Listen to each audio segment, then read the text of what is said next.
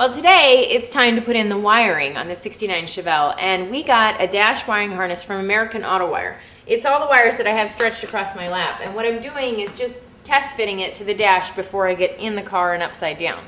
Everything looks like it's gonna fit. I don't think I'm gonna have to change any of the connectors. They were this way from factory, and that's exactly the wiring harness that we got. All the colors are the same from factory as well, so there's no complication there. In 69, you had the option of a gauge that had the idiot lights, as we like to call them, or the gauge setup, and we took out the idiot light and put in the gauge setup. So all I did was put some green tape on the back that told me which gauge was in the back, so when I'm upside down I can figure that out without having to crawl back in and out.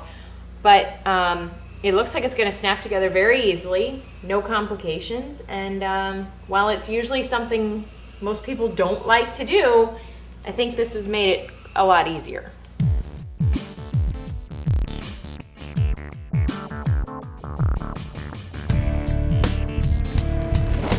Well, the strategy for attaching the wires outside of the car is because this is pretty hard to do laying upside down in the dark dash. So I'm hoping that I can just carry this over to the car, push the stuff through the dash, and connect it basically in the firewall, and a few of the connectors like these go to the door, the little pigtails and the door switches. So there's only a few other connections I have to make. The dash basically is done, and hopefully it just slides right in and prevents tough to reach areas. How about that assembly manual page? What's that all about? Oh, well, it did actually help. It looks like a mess, but it did actually help. It doesn't say the colors of anything, but I did have a wire and I couldn't figure it out, and it said, you know, to windshield washer switch. And oh, and then it did let me know about the pigtails going to the door jambs. That was something I wasn't even thinking about with the dash in my lap. So you say that with skepticism. Do you refuse to be helped, or what's the deal? No, it actually did help a little, yeah. The guys at GM that wrote it, yeah, they might know a little about what they're talking about, They maybe. know what they're talking about, but I was at first upset because it didn't say any colors, and I had this white wire and I didn't know what it said. But upon looking at it, it clearly says that it goes to the door jamb switch, so it helped.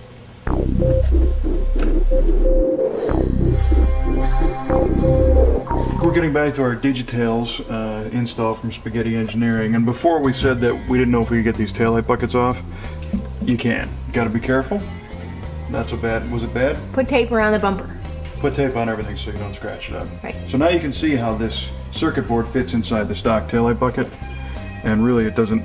It's not hard. It just sits in there. This little groove here makes, helps it line up.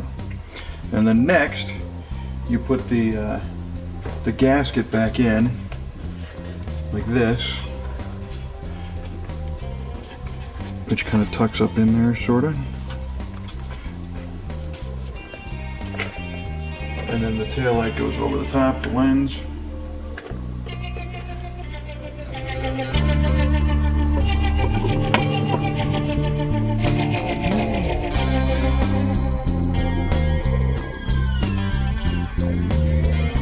What? What was the French you were speaking? How's this go?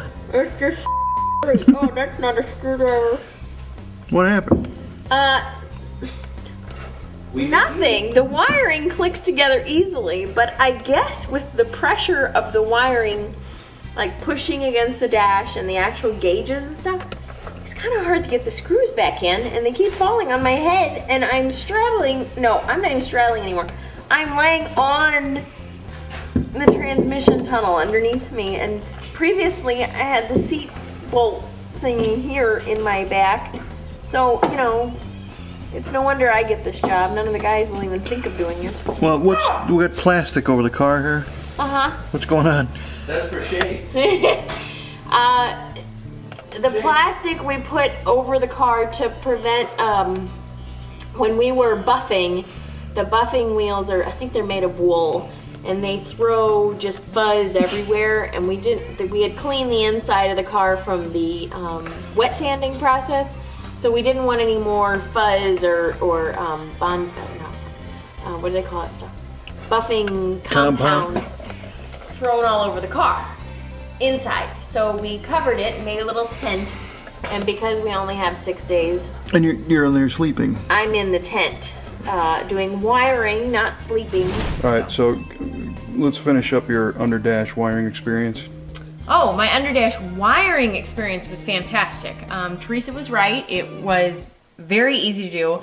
I have to still run the wire to the door jamb switch, which I figured I'd do when the plastic tent was off and I could see what the heck I was doing. And I think... Underhood. Well, yes, I also have to do the entire underhood wiring harness. But I think under the dash, the only other thing I have left is some steering column wiring. And that's just because I couldn't see under the dash. I have to sit up and look in. I think that was it. But otherwise, everything snapped together really well.